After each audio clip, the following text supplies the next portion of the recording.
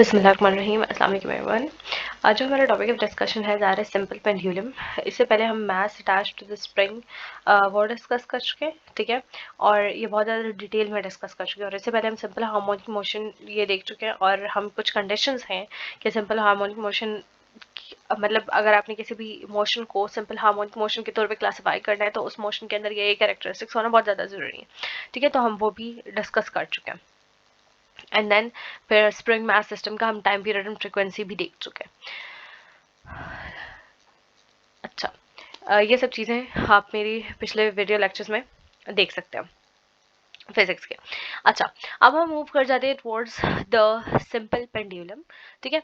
अ simple pendulum basically क्या होता है कि दैट, देखिए कि सिंपल पेंडुलम में ये होता है कि दैट एक मास को ना एक स्ट्रिंग के साथ अटैच किया जाता है। मैं आपको दिखा देती हूँ, ठीक है। उस स्ट्रिंग को ऊपर से किसी भी बेस के साथ कनेक्ट किया जाता है और उसका जो फ्री एंड होता है ना उसके साथ किसी भी बॉब को कनेक्ट कर दिया जाता है, ठीक है। वो मेटेलिक बॉब हो जाता है जनरली, ठीक है, गोल सा बॉल टाइप मटेरियल होता है, ठीक है। तो उसके साथ किया जाता है। अब इस पेंडुलम को क्या होता है कि दैट आगे पीछे जो है वो मूव किया जाता है। अब आप देख रहे हैं कि दैट जब ये यहाँ पे पेंडुलम को हम छेड़ नहीं रहे तो ये रेस्टिंग पोजिशन पे है। इस पोजीशन को हम मेन पोजीशन कहेंगे, लेकिन जब हम इसको छेड़ देंगे अपनी पोजीशन से इधर उधर मूव करने के लिए इसको निकालेंगे तो ये दो पोजीशंस जो है वो आ जाएंगे, एक्सट्रीम पोजीशंस आ जाएंगी, ठीक है। अब मेन पोजीशन और एक्सट्रीम पोजीशन से अब तक आपका इंट्रोडक्शन हो चुका होगा अगर आपने मेरे पिछले वीडियो लेक्चर्स देखे हैं तो, ठीक है। नहीं तो गो थ्रू देम एंड ये मीन पोजीशन और एक्सट्रीम पोजीशंस आपको बहुत इजीली समझ आ जाएंगे। अच्छा, अब क्या होगा कि दैट पेंडुलम जो है वो इन मीन और एक्सट्रीम पोजीशंस के बीच मूव करेगा, और हमें पता है कि दैट मीन और एक्सट्रीम पोजीशंस के बीच के मूवमेंट को ऑसिलेशन या वाइब्रेशन या सिंपल हार्मोनिक मोशन भी कहा जाता है। लेकिन सिंपल हार्मोनिक मोशन हम तब कहेंगे जब कुछ सर्टेन कंडीशंस फुलफिल होंगी, जैसे जो इसका रीस्टोरिंग फोर्स है वो डायरेक्टली प्रोपोर्शनल होगा to the negative of the displacement, ठीक है, या जो आपके पास सॉरी नॉट द एक्सेलरेशन है इन द रिंग वो भी डिस्प्लेसमेंट के डायरेक्टली प्रोपोर्शनल होगी, लेकिन अगेन नेगेटिव डिस्प्लेसमेंट के, ओके।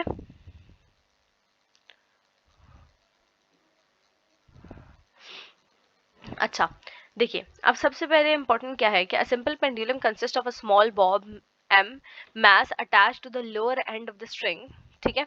अब क्या होगा कि एक मेटालिक सॉरी आपने यहाँ पे इन स्मॉल बॉब मेंशन किया, ठीक है, तो हम भी मेटालिक की तरफ नहीं जाते, स्मॉल बॉब की तरफ ही जाते हैं। एक स्मॉल बॉब है जिसका मास क्या है, एम। अब उन्हें हमें नहीं बताया कि 10 केजी का है, 5 केजी का है, 2 मिलीग्राम का है या कितना है, ठीक है। उसका मास क्या बताया उन्होंने, हाइपोथेटिकल बताया है एम, जो कि अटैच है to the lower end of the string, ठीक है। एंड देन उसको सस्पेंड किया जाता है from a fixed point at its upper end, उसके अपर एंड से क्या किया जाता है, उसको फिक्स कर लिया जाता है एट अ पर्टिकुलर पॉइंट, ठीक है। एट द इक्विलिब्रियम पोजीशन ओ, जब इक्विलिब्रियम पोजीशन होती है ओ, ठीक है, the net force on the bob is zero and the bob is stationary. Net force कैसे कि दैट जो बॉब का वेट है वो डाउनवर्ड एक्ट कर रहा है और जो टेंशन है विद इन द स्ट्रिंग वो अपवर्ड एक्ट कर रही है, ठीक है। तो ये दोनों फोर्सेस क्या होंगी, एक दूसरे के इक्वल हो जाएंगे और ये दोनों फोर्सेस एक दूसरे को कैंसल आउट कर देंगी, ठीक है। जिसकी वजह से बॉब जो है वो अपनी पोजीशन से मूव नहीं कर रहा है, ना ही स्ट्रिंग जो है वो ऊपर जा रही है या नीचे जा रही है, ठीक है। स्ट्रिंग क्या होगी, अपनी ओरिजिनल पोजीशन पे ही रहेगी, जिसकी वजह से क्या होता है कि दैट ये जो बॉब होता है वो स्टेशनरी होता है और वो ना लेफ्ट मूव कर रहा है ना राइट मूव कर रहा है, ठीक है। Let the bob is taken to an extreme position P, हमने जिसको ए मेंशन किया इन्होंने उसको पी कंसिडर कर लिया है कि दैट आप क्या करें, अब बॉब को पकड़ें और उसको पकड़ के कहाँ ले जाएं, इस एक्सट्रीम पोजीशन, बहुत ज्यादा दूर हो गई है, ठीक है, इस एक्सट्रीम पोजीशन पी पे ले जाए, ठीक है, ये वाली पी, इसको डॉटेड आप बना लें बेशक,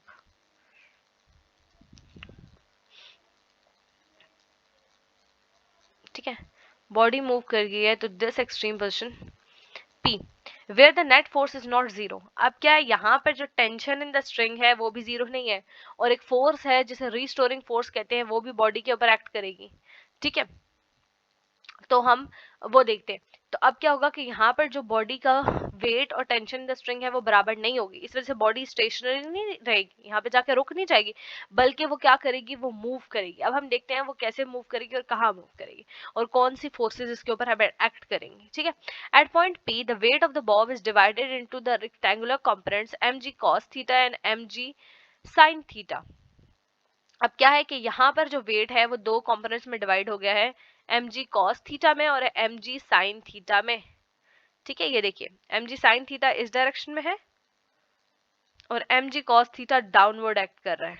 ठीक है, तो अब क्या होगा यहाँ पर, the tension in the string cancels the mg cos theta component of the weight. देखिए मैंने आपको कहा था, इसको हम थोड़ा यूं उल्टा ड्रॉ कर लेते हैं, mg sin थीटा यहाँ एक्ट कर रहा है, ये साइन वाला फैक्टर है। ठीक है, और mg cos theta downward act कर रहा है। तो देखिए यहाँ पे वेट वाला ये पोर्शन है, ठीक है, यहाँ वेट है डाउनवर्ड और यहाँ ऊपर टेंशन है, तो ये दोनों एक दूसरे को क्या कर देंगे, कैंसल आउट कर देंगे। तो सिर्फ कौन सा फैक्टर बचा, mg sin थीटा वाला फैक्टर यहाँ पर बचेगा। ठीक है, तो अब देखिए यहाँ पर जो टेंशन द स्ट्रिंग है वो किसके इक्वल हो जाएगी, mg cos थीटा के इक्वल हो जाएगी।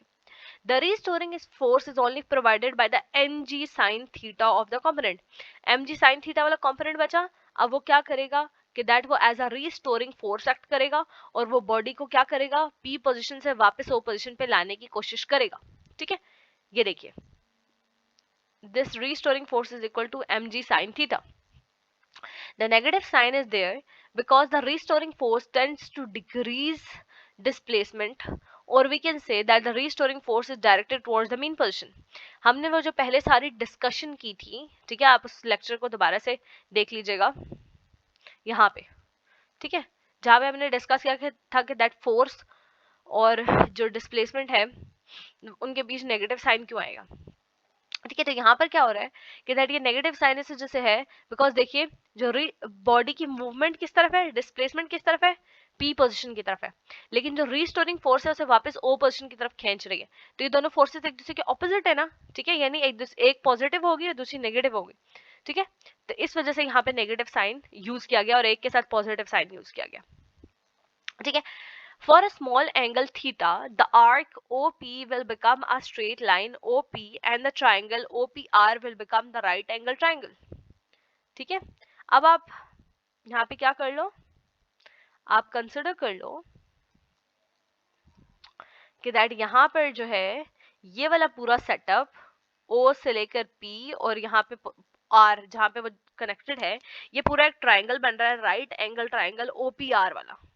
ठीक है, जहां पे हमारे पास एक स्मॉल एंगल थीटा भी मौजूद है, mg sin थीटा वाला थीटा। ठीक है, तो अब देखो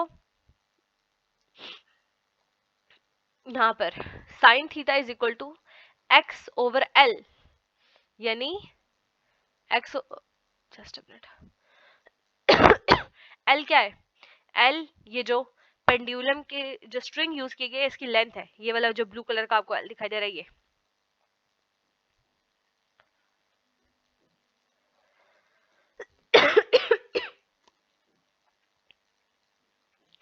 सॉरी मेरी तबीयत थोड़ी खराब है तो आपको थोड़ा सा मेरे साथ एंड्योर करना पड़ेगा। और जो x है वो ये है, तो this is it, this is sin theta is equal to base over perpendicular।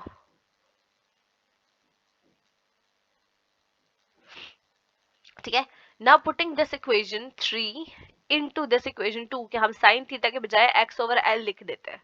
ठीक है, तो हमने क्या किया, sin थीटा के बजाय x over l लिख दिया, तो ये क्या बन गया, restoring force is equal to mass of the bob, gravitational force, displacement and length of the pendulum. तो अब आप यहाँ पे देख रहे हो कि force, restoring force, length of the pendulum जो होगी वो क्या होगी, इनवर्सली प्रोपोर्शनल होगी। समटाइम्स आपको क्वेश्चंस आते हैं कि अगर मैं length of the pendulum increase कर दूं, डबल कर दूं, ट्रिपल कर दूं, तो फोर्स के ऊपर उसका क्या एक्शन होगा। तो आप यहाँ पर देखोगे कि जब आप लेंथ इंक्रीज कर दोगे तो जो रिस्टोरिंग फोर्स है वो क्या हो जाएगी, डिक्रीज कर जाएगी, because they are inversely proportional. ठीक है, जबकि क्या है कि दैट यहाँ पर आपको ये शो किया गया है कि दैट जितना ज्यादा मैस होगा, ठीक है, उतनी ही ज्यादा रीस्टोरिंग फोर्स होगी। जितना ज्यादा ग्रेविटेशनल एक्सेलरेशन होगी उतनी ही ज्यादा रीस्टोरिंग फोर्स होगी, और जितना ही ज्यादा क्या होगा, डिस्प्लेसमेंट होगी, उतनी ही ज्यादा रीस्टोरिंग फोर्स होगी। क्यों? Because all of them are directly proportional. सिर्फ जो लेंथ ऑफ द पेंडुलम है वो इनवर्सली प्रोपोर्शनल है। तो आपको यहां से पता चल गया कि that force, this restoring force is directly proportional to the displacement, but negative of the displacement. और यही हमारे पास क्या है, ये हमारे पास सिंपल हार्मोनिक मोशन की फर्स्ट कंडीशन थी। तो हम क्या कह सकते हैं कि motion of the simple pendulum वो सिंपल हार्मोनिक मोशन है बाय फर्स्ट फैक्टर। ठीक है, फर्स्ट कंडीशन फुलफिल हो गया। अब हम सेकंड की तरफ मूव करते हैं। अब आप न्यूटन का सेकंड लॉ ऑफ मोशन देखो, तो जो फोर्स होती है वो इक्वल होती है टू मास एंड एक्सेलरेशन। तो हम क्या करते हैं, यहाँ पे फोर्स की जगह मास और एक्सेलरेशन लिख देते हैं। तो आप देख रहे हो कि यहाँ पर और यहाँ पर मास दोनों है, इक्वेशन के दोनों तरफ है, तो मास मास कैंसिल हो गया। ठीक है, तो acceleration is equal to x, that is displacement, gravitational force over length of the pendulum। तो अब देखो, अगर आप एक पर्टिकुलर लेंथ लेते हो ऑफ द पेंडुलम और एक पर्टिकुलर ग्रेविटेशनल फील्ड के अंदर काम कर रहे हो, ठीक है, आप बार बार उठा के अपना पेंडुलम इधर उधर नहीं लेके भाग रहे, तो क्या होगा, तो यहाँ पर ये होगा कि दैट जो एक्सेलरेशन है ये दोनों कांस्टेंट हो जाएंगे, हम इनको निकाल देते हैं, प्रोपोर्शनैलिटी का साइन हट जाएगा तो हमें, सॉरी, इज इक्वल टू का साइन हट जाएगा तो हमारे पास प्रोपोर्शनैलिटी का साइन आ जाएगा, और हमें पता चल जाएगा कि that acceleration is directly proportional to displacement but negative of the displacement.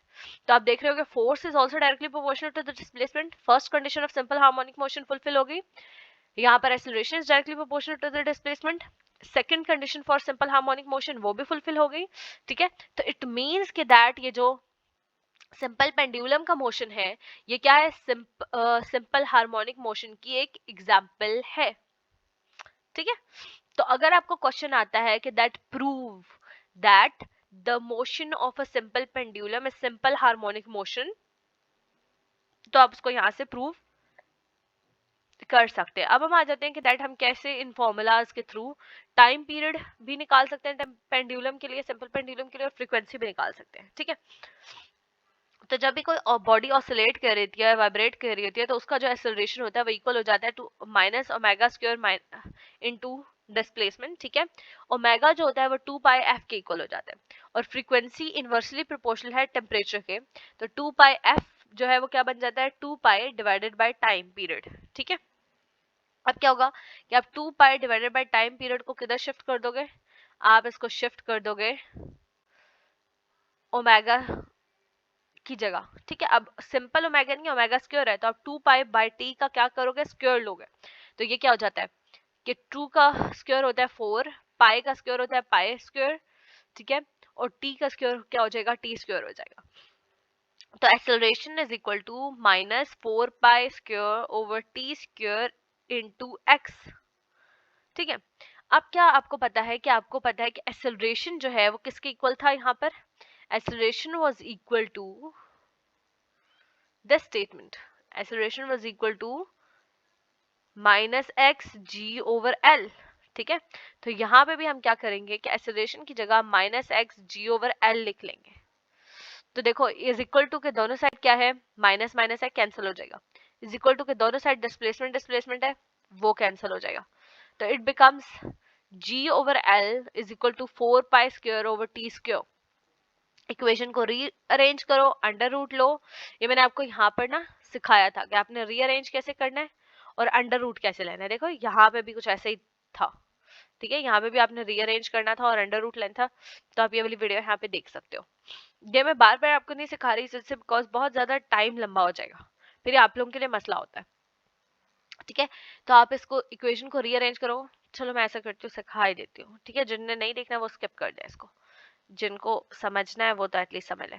T square में उधर लेगी, टी स्क्वायर ऊपर आ गया, पहले यहाँ पे डिवाइड हो रहा था, यहाँ पे क्या हो गया, 4 पाई स्क्वायर पहले से था। ठीक है, मल्टीप्लाई बाय, देखो जी ओवर एल यहाँ पर था, तो वहां ऊपर जाके जी क्या हो जाएगा, नीचे आ जाएगा, और एल क्या था, नीचे था, तो वहां जाके ऊपर हो जाएगा। ठीक है, इज इक्वल टू की दूसरी साइड, दोनों साइड पे स्क्वायर रूट लो। ठीक है, यहाँ का स्क्वायर रूट कैंसिल हो गया, इट बिकम्स टी। 4 का अंडर रूट क्या होता है 2, पाई स्क्वायर का अंडर रूट होता है पाई, और L और G के पास चूंकि स्क्वायर नहीं था तो इस वजह से it becomes under root L over G। So ये आपके पास इक्वेशन क्या आ गई फॉर योर टाइम पीरियड। ठीक है, तो अब आपको यहाँ पे भी क्वेश्चंस आ जाते हैं कि दैट अगर आप ग्रेविटेशन फोर्स को इंक्रीज कर देते हो तो टाइम पीरियड पे क्या इफेक्ट होगा। तो यहीं से आपको पता चल रहा है कि that time period and gravitational field are inversely proportional. अगर आप इसको इंक्रीज कर दोगे तो टाइम पीरियड क्या हो जाएगा डिक्रीज कर जाएगा। ठीक है, तो आपने यहाँ से इस फॉर्मूला को पुट करके ना अपना आंसर को प्रूव कर। इसी तरह क्वेश्चन आता है कि दैट अगर मैं लेंथ ऑफ द पेंडुलम को डबल कर दूं तो उसका टाइम पीरियड पे क्या इफेक्ट होगा। तो यहाँ पे देखो लेंथ ऑफ द पेंडुलम जो है वो डायरेक्टली प्रोपोर्शनल है, तो लेंथ इंक्रीज करोगे तो टाइम पीरियड भी क्या हो जाएगा इंक्रीज कर जाएगा। अच्छा, अब आपको ये भी आता है कि दैट आप टाइम पीरियड से ना फ्रीक्वेंसी निकाल दो। तो आपको पता है कि टाइम पीरियड और फ्रीक्वेंसी एक दूसरे के इनवर्सली प्रोपोर्शनल है। ठीक है, तो क्या होगा आप यहाँ पे आ जाएगा 1/f। ठीक है, t की जगह 1/f is equal to 2 pi under root L over G। तो अब इसको हमने तो फ्रीक्वेंसी चाहिए ना, 1/f फ्रीक्वेंसी तो नहीं चाहिए, तो हम फ्रीक्वेंसी को ऊपर ले जाएंगे। तो मैथ का ये रूल है कि अगर आप इज इक्वल टू के एक साइड पे कोई चेंजिंग करते हो इज इक्वल टू के दूसरी साइड पे भी आपको चेंजिंग्स करनी पड़ती है। तो आप क्या करोगे कि यहां से भी इनको पलटा दोगे, तो ये क्या हो जाएगा 1/2 पाई, और पहले G नीचे था अब G ऊपर चला गया और L नीचे आ जाएगा। G ऊपर चला गया और L नीचे आ गया, तो it becomes equal to frequency. ठीक है, तो आपको यहाँ पे फ्रीक्वेंसी वाली ये टर्मिनोलॉजी दी हुई है। मैं चाहूँ तो मैं ये सब चीजें आपको स्लाइड्स वगैरह बना के अलग से सिखा सकती हूँ, बट बुक से सिखाने का मकसद ये है कि आपके लिए फैमिलियर रहेगा। जब आप अपनी बुक पे वो चीजें देखोगे तो आप साथ साथ उनको वहीं पे नोट डाउन करते चल जाओगे। ये जो मैं आपको डेरिवेशंस वगैरह सिखाती हूँ कि दैट आप डायरेक्टली स्टेप मत लो, एक एक स्टेप्स खुद सॉल्व करके आगे जाओ। वो इस वजह से होता है क्योंकि जब आप देखो अब यहाँ से डायरेक्टली ये लिख दोगे तो एग्जामिनर वुड बी लाइक कि यार इससे कितना रट्टा मारा है, लेकिन आप भाई सारे को शिफ्ट करके स्टेप बाय स्टेप सॉल्व करोगे तो वो आपका इंप्रेशन अच्छा जाएगा। ठीक है, लेकिन आपने स्पीड फिर इंक्रीज कर देनी है अपनी, ताकि आपकी स्पीड मैनेज हो जाए। सो यहाँ पर ये आपका आंसर कंप्लीट हो गया है। ठीक है, अब नेक्स्ट जो हम क्वेश्चन करेंगे दैट वुड बी डैम्पिंग, और उसके बाद हम waves and there types discuss करेंगे। आगे वाले लेक्चर जो है वो दे आर क्वाइट इजी, वैसे अभी वाले भी इतने मुश्किल नहीं थे। ठीक है, अगर आपने ध्यान से एक एक पॉइंट को समझा होगा तो। एंड देन रिफ्लेक्शन रिफ्रैक्शन ये वाले फिनोमेना बहुत ज्यादा इंपॉर्टेंट है। डायफ्रैक्शन, इनको आपने लाजमी समझना है। ठीक है, और बहुत डिटेल में समझना है। ओके, सो अभी तक के लिए इतना ही। कोई भी क्वेश्चन है कमेंट सेक्शन आप लोगों के लिए है, यू कैन आस्क।